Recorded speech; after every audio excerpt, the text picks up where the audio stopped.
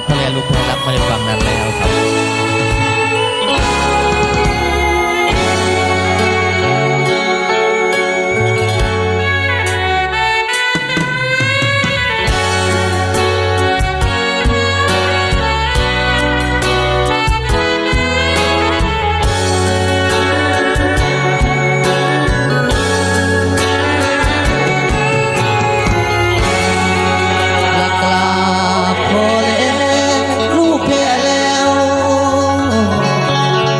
บ่มีแว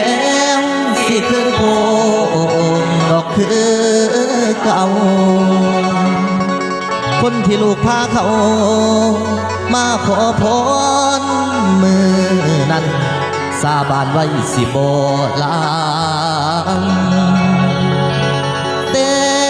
ว่ามือนี้นะน้อนี่นะเขาบอกว่า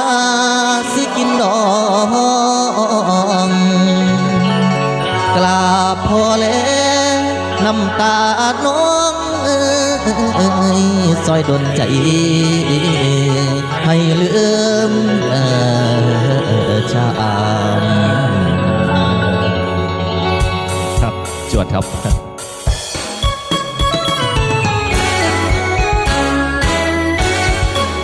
อาจจะมีเสียงสะท้อนกันหน่อยนะครับ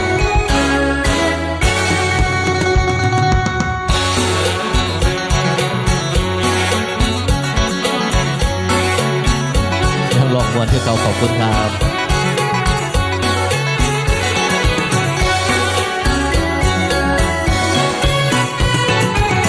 กับหน้าพ่อแลลูกเพรักเขาเขามีเงินเต็มกระเป๋าเขามีตังค์ล้นบัญชีผู้หญิงคนนั้นลูกพามากราบก่อนนี้เขาจึงแอบหนีไปกับเสียเงินหาหอบเอาน้ำตามาหน้าพ่อแลผู้ศักดิ์สิทธิ์เพียงแท้ปกป้องดูแลอาณาพ่อมีใจแข็งเข้มแข็งดุจดังหินผาวันนี้ลูกมีน้ำตาเช็ดเป่าคาถาให้แข็งใจ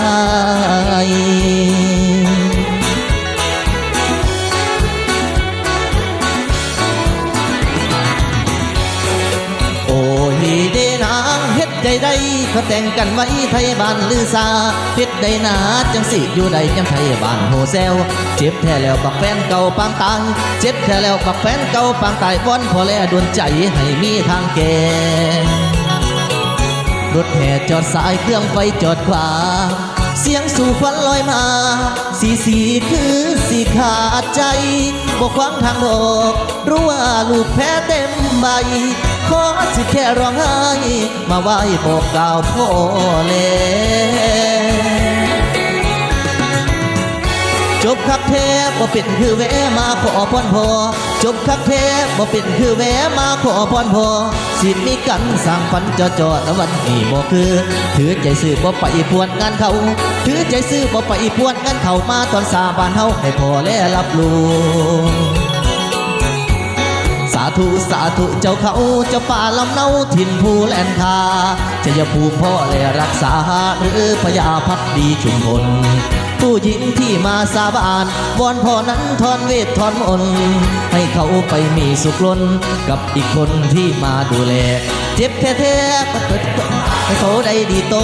เจ็บแท้ๆมันแปลคำตายให้เขาได้ดีโต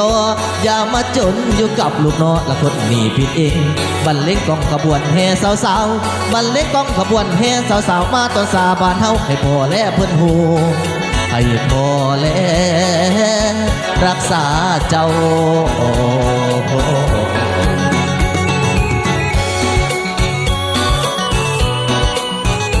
จบกันลงไปครับ